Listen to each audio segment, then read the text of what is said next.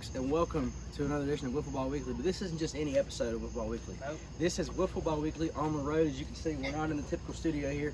We're at Yogi Bear Campground at Big Daddy Joe's here in Tabor City, North Carolina, about an hour from Myrtle Beach.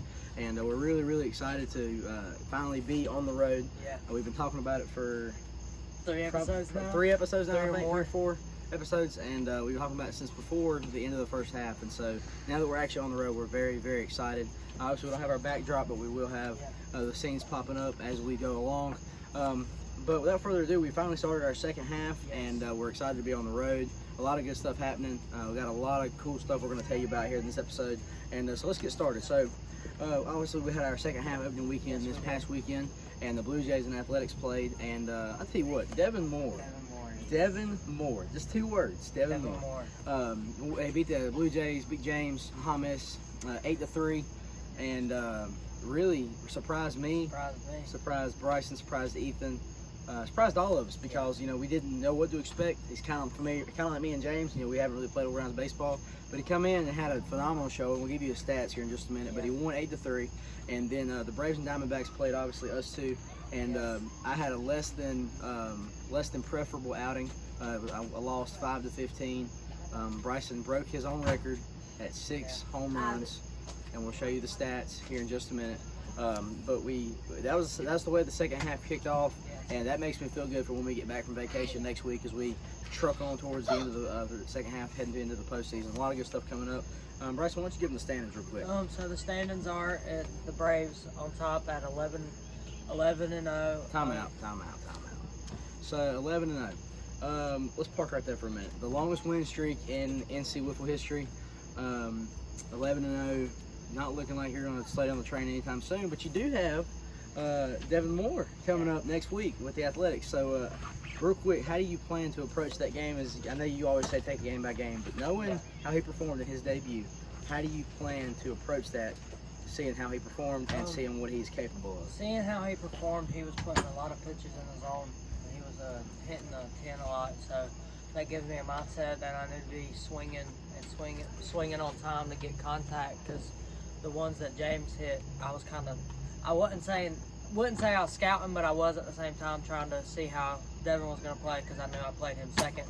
And then once he started playing good and it started surprising me, I was like, okay, I'm going to have to up my game just a little bit to play him. And so just keep my bats rolling, and I need to have my pitching rolling and all that kind of good stuff. It'll be a fun matchup. Yes. I'm very excited to see it. The Mariners coming in at 5-4. They're second at a .555 winning percentage. They're on a 1-game win streak. They're 5 games back out of first place, obviously behind Bryson and the Braves. But still, Taylor's on vacation right now, actually, so he didn't play to start the second half. The D-backs, obviously myself, with losing to Bryson, I fell back to third at 6-5. Just barely, still tied in games back, but winning percentage-wise, a little bit lower than Taylor. The Athletics, obviously, being piloted now by Devin Moore, coming in. All the stats except for home runs and ERA, but he picked up all the season stats. Yeah, he picked up all the season stats. Took the Athletics winning percentage from down in the 300s to now 429. So looking forward to seeing what he does the rest of the year. 6 games back. The Nationals, Ethan did not play at 7.5 games back. He's at 3-7 still. And James, with the loss, falls to 2-6 with also 7.5 games back.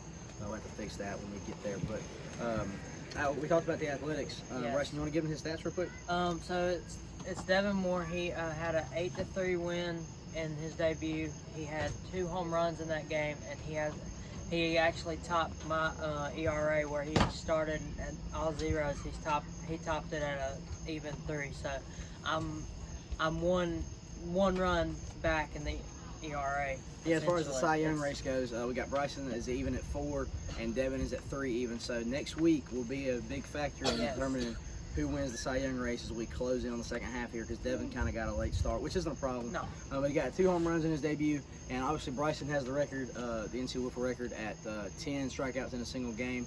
Came close to beating it, though. Came close. Yeah, Devin had 7. Coming into the last inning, he had 7, and then he had I think like 2 pop-ups and a ground out. So didn't tie the record, but came awfully close. And if you saw Bryson in the booth, like I saw him, he was very anxious and very nervous. Sorry, we got a little technical difficulty back here where we're out here at the camper. But that'll come to schedule. We have All-Star Week, which will be Tuesday, July 21st through Saturday, July 25th. Yes. We've had to reschedule the Midsummer Classic due to Bryson has a go-kart race that weekend. It's a point race, and he could not miss. So we had to push it back a week, but we're looking forward to it. We got a lot of good guys coming, a lot of good prospects. We'll all be playing, of course. We'll have a blind draft going in to kind of we'll just see who we have and who we don't have, and we'll kind of go from there. And Bryson, what are you looking forward to most as we head? I know we're 2 weeks out. 2 weeks from Tuesday will be All-Star Tuesday, but what are you looking forward to most as far as All-Star game and the Derby, the Midsummer Classic, all the whole 9 yards festivities? I'm excited. I'm excited to see players and be able to scout. I've been waiting on it for ever since we said we were going to do it. I've been waiting, and I got to work with one of the prospects because he wanted to kind of see how the league worked and see how he would do. Yeah, Kyle Shelton. He wanted to come over to the house and just kind of throw some and hit some, and he did really well. And then seeing Devin perform like he did, it was a really big eye opener for all the captains for the prospect as well. For those of you that have followed us, you know that we, of course, right now, last season and this season, we've been one-on-one. Obviously, if you followed the past couple weeks of Wiffle Ball Weekly, we're going to 3-on-3 next season. And so we're very excited with the Classic to be able to scout the prospects and see what we're looking at. Maybe as we draft, we'll have a draft lottery and all that kind of good stuff. But we're really excited to see what the captain is going to be looking at. Obviously, Devin is a captain this year for the Athletics to fill in for Mr. Brian McGee. But he will be a prospect at the end of the season, so he'll be a prospect for next year. And right now, I think he's number 1 on the radar board, simply because he's the only one we've seen play. Obviously, once the Classic gets here, that may change. I do foresee that will change. We do have a couple of very skilled baseball players, but if you're familiar with Wiffle, you know that it is not the same as baseball. Bryson can tell you, I didn't play a lot of organized baseball, but I can tell you also that it's not the same. And Bryson can tell you, going from pitching one to the other, it's like night and day. Oh yeah. But it's especially getting back into practice. Especially because we had just Wiffle Ball because of COVID and everything, and he's had delayed practices, and then to see now that he's practicing baseball, it's a little bit different having to change arm slots on this, that, and the other. But a lot of good stuff happening. We're very, very, very excited.